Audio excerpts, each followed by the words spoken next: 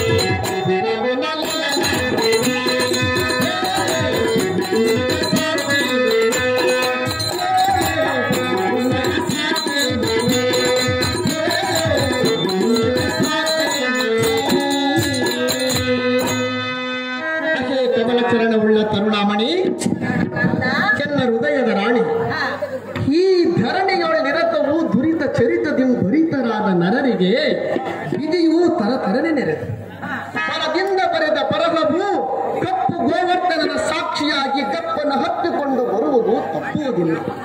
ಒಪ್ಪದಿಂದ ಕೇಳಿಕೊಂಡರ ಮಗನೇ ಹರಿಣಯನೇ, ಇಂದಿನ ಜನ್ಮದಿ ಚಂದವಾಗಿ ಮಾಡಿದ ಪಾಪವು ಸಂದೇಹವಿಲ್ಲದೆ ಬಂದು ಇಂದಿಗೂ ಸಂಧಿಸಿರುವುದು.